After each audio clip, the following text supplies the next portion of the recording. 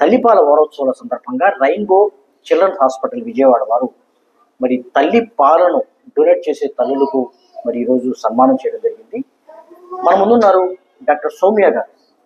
వారు వైద్యులై ఉండి కూడా తల్లి పాలను డొనేట్ చేస్తూ ఎంతో మంది తల్లులకు ఎంతో మందికి ఆదర్శంగా నిలుస్తున్నారు. డాక్టర్ సౌమ్య గారు, వారితో మాట్లాడే ప్రయత్నం చేద్దాం. నమస్కారం డాక్టర్ గారు. నమస్తే మేడం గారు, అసలు తల్లి పాలు అనేవి చాలా చాలా ప్రాముఖ్యత ఉంది, చాలా ఇంపార్టెన్స్ ఉంది. అది కూడా తల్లి పాలు ఇవ్వడమే కాకుండా, తల్లికి పాలు ఇవ్వడమే కాకుండా మీరు డొనేట్ కూడా చేస్తున్నారు. ముందుగా మీకు అసలు నిజంగా పాదాభివందనాలు చేయాలి.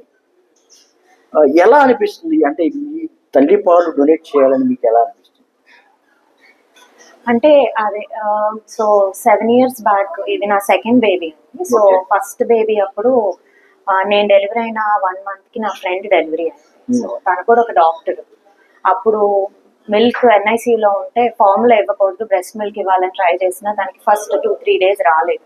సో ఆ టైంలో బ్రెస్ట్ మిల్క్ ఎక్కడ దొరుకుతుంది, ఇట్లా డొనేట్ చేసిన మిల్క్ బ్యాంక్స్ ఉంటాయని తెలిసినా కూడా విజయవాడలో మనకి మిల్క్ బ్యాంక్స్ లేవు. సో అప్పుడు నన్ను అడిగితే నేనే అన్నాను, నేను నా మిల్క్ ఇస్తాను. సో దట్ సో తను నా మిల్క్ తీసుకుంది ఫస్ట్ 2-3 daysకి, తనకి ఎస్టాబ్లిష్ అయ్యే వరకు. సో తను రికవర్ అయ్యి బాగుంది ఇప్పుడు బేబీ. సో అప్పుడు అనిపించింది ఇట్లా ఎక్సెస్ మిల్క్ ఉన్నప్పుడు ఇంకెవరికన్నా హెల్ప్ అయితే బాగుంటుంది కదా అని. అప్పుడే నాకు ఈ మిల్క్ బ్యాంక్స్ గురించి తెలిసింది. అప్పుడు మన విజయవాడలో మిల్క్ బ్యాంక్స్ లేవు. సో అప్పుడు నేను బెంగళూరులో డిఎం చేస్తున్నాను. సో అప్పుడు బెంగళూరులో మిల్క్ బ్యాంక్స్ ఉన్నాయి. సో అక్కడ డొనేట్ చేశాను. సో ఇప్పుడు ఈ సెకండ్ బేబీ అప్పుడు నాకు ముందు నుంచి తెలుసు ఇట్లా డొనేట్ చేస్తే చాలా మందికి యూజ్ అవుతుంది, చాలా మంది బేబీ సర్వైవ్ అవుతారు. సో సెకండ్ బేబీ నేను వర్కింగ్ మదర్ని. సో డైరెక్ట్ గా ఫీడ్ ఇవ్వటం అన్ని సమయాలు కుదరదు. సో ఫస్ట్ నుంచి కూడా నేను పంప్ చేసి ఫీడ్ చేయడం జరిగింది వర్క్ వెళ్ళేటప్పుడు. సో అలా పంప్ చేస్తున్నప్పుడు ఎక్సెస్ మిల్క్ వచ్చేది.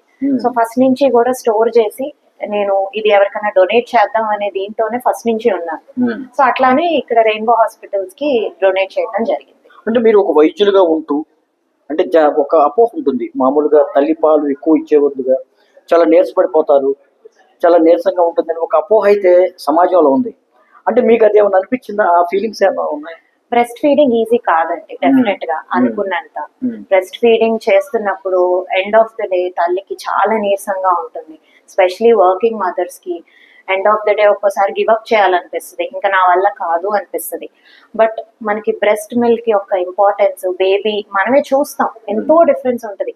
Breast feeding babies, breast feeding చేయని వాళ్ళ బేబీస్ కి చాలా ఇమ్యూనిటీ లెవెల్స్ లో కానీ, డెవలప్మెంట్ లో కానీ, ఇన్ఫెక్షన్ రేట్ లో కానీ బ్రెస్ట్ ఫీడింగ్ తీసుకునే బేబీస్ చాలా హెల్తీయర్ గా ఉంటారు ఫార్ములా ఫెడ్ బేబీస్ కంటే. అంటే మీరు ఎక్సెస్ పాలు డొనేట్ చేస్తున్నారు అంటే మీకు ఏమైనా వీక్నెస్ కానీ లేకపోతే అలా ఫీలింగ్స్ ఏమైనా?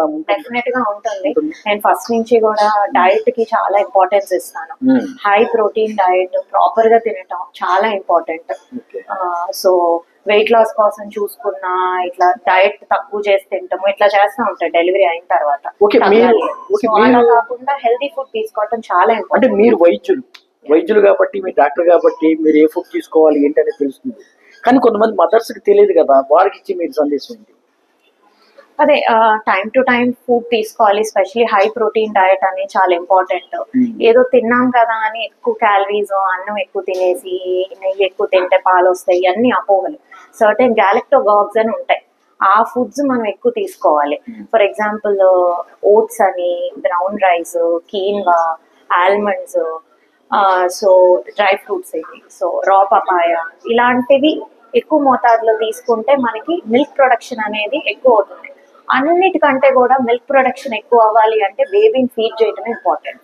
ఎస్పెషలీ నైట్ టైం చాలా మంది బద్దకిస్తాం, మనం నైట్ ఇవ్వలేము ఫార్ములా పట్టేద్దాం అని, అప్పుడే తల్లిపాలు తగ్గిపోతాయి. ఎప్పుడైతే నైట్ మనం ఓపిక చేసుకొని బేబీకి మిల్క్ ఇచ్చామో అప్పుడు డెఫినెట్ గా ఎవ్రీ మదర్ కి ఎస్టాబ్లిష్ అవుతుంది. నాకు చాలా మంది చెప్తూ ఉంటారు, నీర్స్ పడిపోతావు, వర్క్ చేస్తున్నావు, బేబీకి ఇస్తున్నావు, ఇంకా ఫార్ములా స్టార్ట్ చేయొచ్చుగా అని.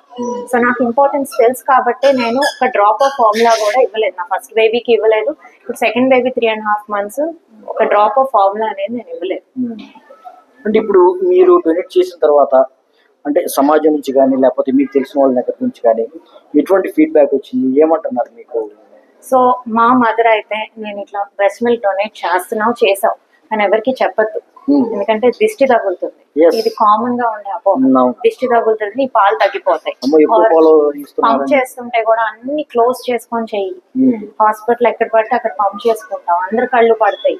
ఇవి కామన్ గా సమాజంలో అనే కామన్ థింగ్స్. మా మదరే అన్నారు, సో ఎడ్యుకేటెడ్ అయినా కూడా. సో ఇవన్నీ కూడా అపోహలు. మనం ఇంకొక నలుగురికి చెప్తే వాళ్ళు వచ్చి డొనేట్ చేస్తారు, తద్వారా చాలా మంది పిల్లలు లైఫ్ సేవ్ అవుతుంది. సో మన విజయవాడ లాంటి సిటీస్ లో కూడా ఇటు డొనేట్ చేసిన మదర్ ఫీడ్ డొనేట్ చేయడం కానీ, లేకపోతే మదర్ ఫీడ్ బ్యాంక్స్ రావడం కానీ ఎలా అనిపిస్తుంది మీకు వైద్యులు? అదే నేను 7 years బ్యాక్ ఈ ఫెసిలిటీ లేదు విజయవాడలో. డెఫినెట్ గా ఇలాంటి మిల్క్ బ్యాంక్స్ వస్తే అవేర్నెస్ పెరుగుతుంది. సో మదర్స్ కూడా ముందుకు వస్తారు. ఇప్పుడు నా మాటలు విని ఇంకొంతమంది రావచ్చు ముందుకు డొనేట్ చేయడానికి. సో ఇట్లా వస్తే ఏంటంటే NICU నుంచి బయటపడే పిల్లల రేటు చాలా పెరుగుతుంది. ప్రీటర్మ్ బేబీస్ చాలా మంది సేవ్ అవుతారు. ఫార్ములా మిల్క్ ఇవ్వటం వల్ల నెక్రోటైజింగ్ ఎంట్రోపలైటిస్ అని వస్తుంది ప్రీటర్మ్ బేబీస్ లో. అది చాలా వరకు ప్రివెంట్ చేసుకుంటే చాలా మంది NICU నుంచి బయటకు వచ్చే బేబీస్ రేటు, సక్సెస్ఫుల్ గా బయటకు వచ్చే రేట్ చాలా వరకు పెరుగుతుంది డెఫినెట్లీ. ఓకే డాక్టర్ సౌమ్య గారు, మీరు వైద్యులైంది కూడా మీకు ఉన్న సమయాన్ని అంటే మిల్క్ డొనేట్ చేయడానికి, మీ బేబీ తర్వాత మిగతా వాళ్ళకి అందించడానికి చాలా కృషి చేశారు, చాలా మంచి డొనేట్ చేశారు. మీకు ధన్యవాదాలు. Thank you.